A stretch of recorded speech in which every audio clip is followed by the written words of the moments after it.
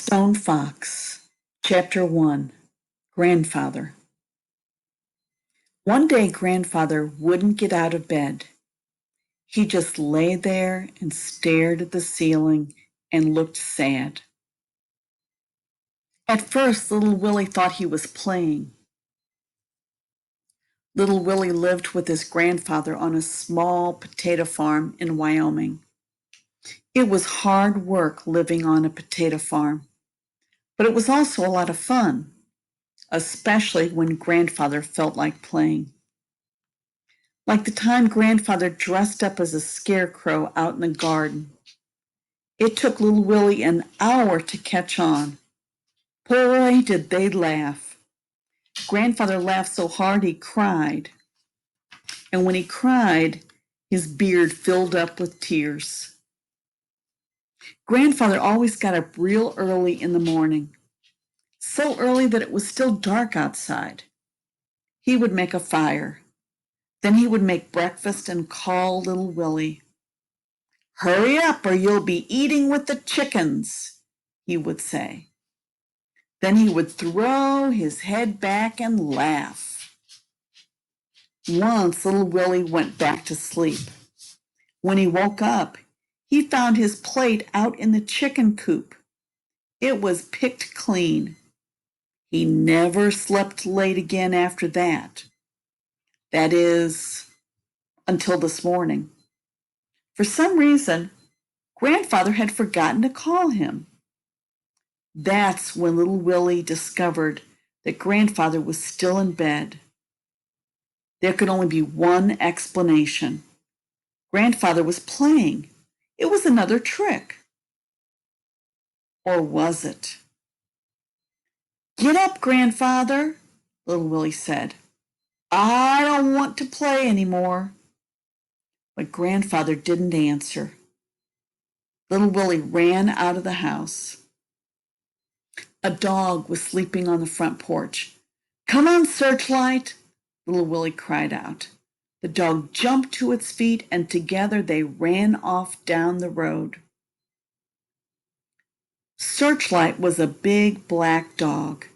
She had a white spot on her forehead, the size of a silver dollar. She was an old dog, actually born on the same day as little Willie, which was over 10 years ago. A mile down the road, they came to a small log cabin surrounded by tall trees. Doc Smith was sitting in a rocking chair under one of the trees, reading a book. "Doc Smith," little Willie called out. He was out of breath. "Come quick." "What seems to be the matter, Willie?" The doctor asked, continuing to read. Doc Smith had snow-white hair and wore a long black dress. Her skin was tan and her face was covered with wrinkles. "Grandfather won't answer me," little Willie said. "Probably just another trick," Doc Smith replied. "Nothing to worry about." "But he's still in bed." Doc Smith turned a page and continued to read. "How late did you two stay up last night?" "We went to bed early, real early.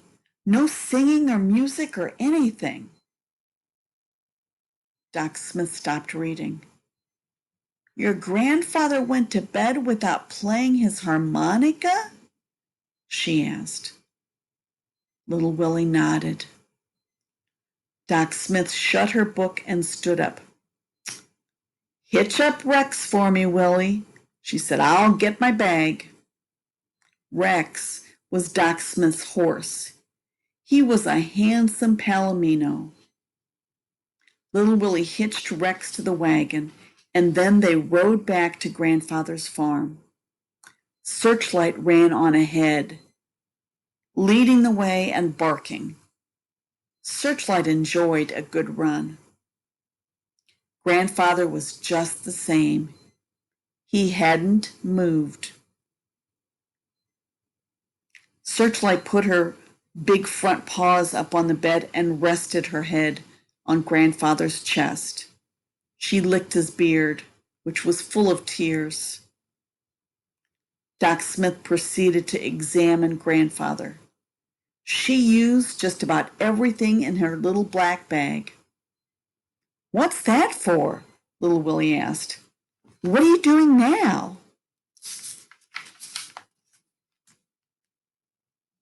"Must you ask so many questions?" Doc Smith said. "Grandfather says it's good to ask questions." Doc Smith pulled a long silver object from her doctor's bag. "What's that for?" little Willie asked. "Hush." "Yes, ma'am.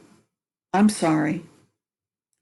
When Doc Smith had finished her examination, she put everything back into her little black bag.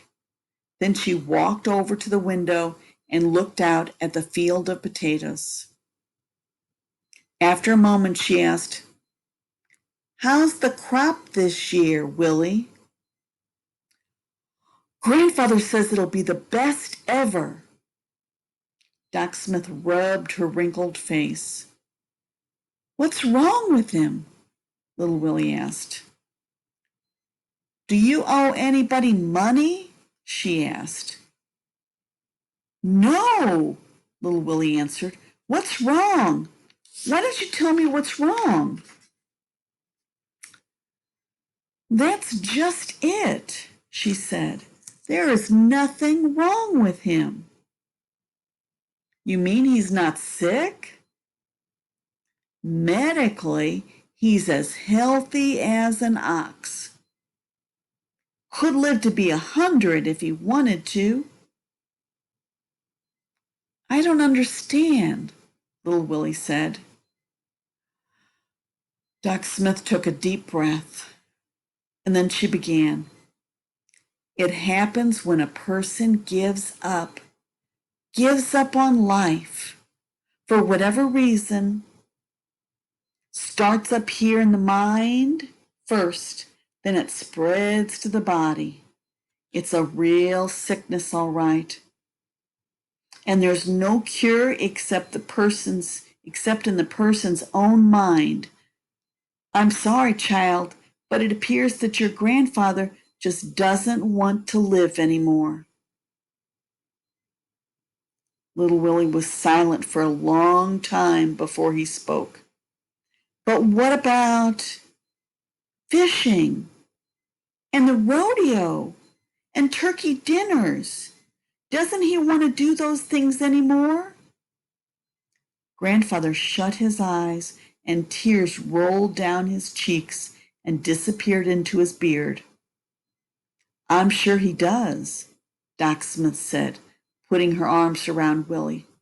"It must be something else."